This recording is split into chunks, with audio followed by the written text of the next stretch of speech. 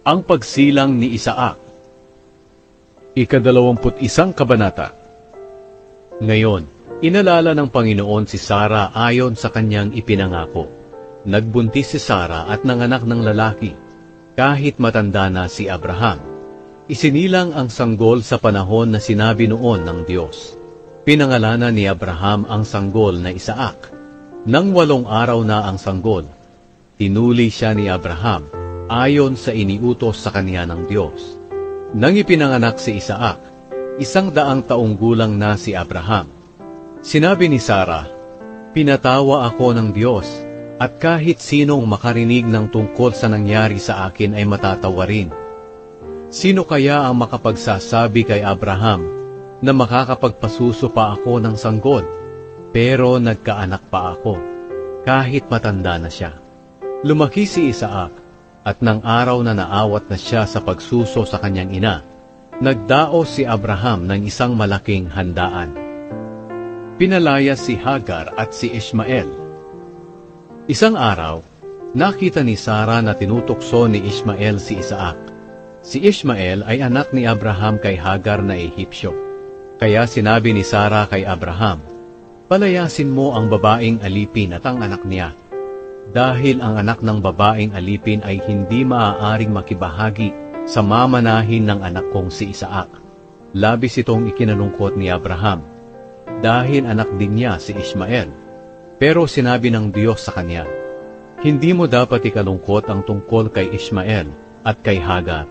Sundin mo ang sinabi ni Sara, dahil kay Isaac magmumula ang mga lahi na aking ipinangako. At tungkol naman kay Ishmael, bibigyan ko rin siya ng maraming lahi, at magiging isang bansa rin sila, dahil anak mo rin siya." Kinabukasan, maagang kumuha si Abraham ng pagkain at tubig na nakalagay sa sisidlang balat, at inilagay niya ito sa balikat ni Hagar. Pagkatapos, umalis si Hagar kasama ang kanyang anak. Naglakbay sila sa ilang ng Beersheba na hindi alam kung saan sila pupunta.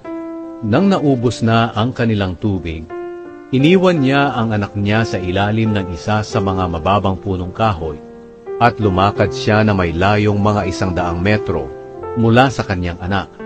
Doon siya umupo at umiiyak na nagsabi sa kanyang sarili, "Hindi ko matitiis na pagmasdan ng kamatayan ng anak ko." Ngayon narinig ng Diyos ang iyak ng bata. Kaya sinabi ng anghel ng Diyos kay Hagar mula roon sa langit, "Ano ang gumugulo sa iyo, Hagar? Huwag kang matakot. Narinig ng Diyos ang iyak ng anak mo. Tumayo ka at ibangon mo ang bata, dahil gagawin kong malaking bansa ang kanyang mga lahi."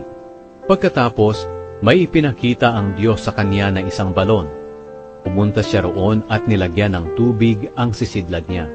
Pagkatapos, pinainom niya ang kanyang anak. Hindi pinabayaan ng Diyos si Ishmael hanggang lumaki ito. Doon siya tumira sa ilang ng Paran, at naging isa siyang mahusay na mamamana. Dumating ang panahon na pinapag-asawa siya ng kanyang ina sa isang Ehipsyo. Ang kasunduan ni na Abraham at Abimelech.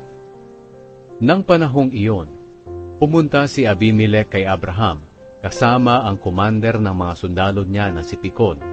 Sinabi ni Abimelech kay Abraham, "Tinutulungan ka talaga ng Diyos sa lahat ng ginagawa mo. Kaya mangako ka rito sa pangalan ng Diyos, na hindi mo ako pagtataksilan, pati na ang aking mga lahi. Ipakita mo ang kabutihan mo sa akin at sa lugar na ito, na tinitirahan mo ngayon, tulad din ng ipinakita kong kabutihan sa iyo." Sumagot si Abraham, "Isinusumpa ko."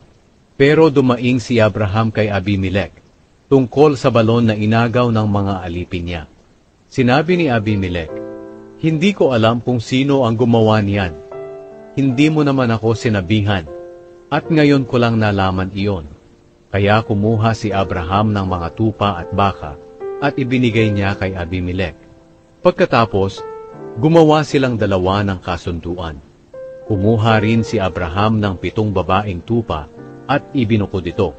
Nagtanong si Abimelech, "Para kanino ang 7 babaeng tupa na ibinukod mo?" Sumagot si Abraham, "Tanggapin mo ang 7 babaeng tupa na ito bilang katibayan na ako ang naghukay ng balong iyan. Dahil sa sumpaan nila, ang lugar na iyon ay tinawag na Beersheba. Pagkatapos ng sumpaan nila roon sa Beersheba, bumalik si Abimelech at si Pikol sa lupain ng mga Filisteo. Nagtanim si Abraham ng isang punong kahoy na tamarisko roon sa Beersheba, at sumamba siya sa Panginoon, ang Diyos na walang hanggan. Nanirahan si Abraham sa lupain ng mga Filisteo sa mahabang panahon.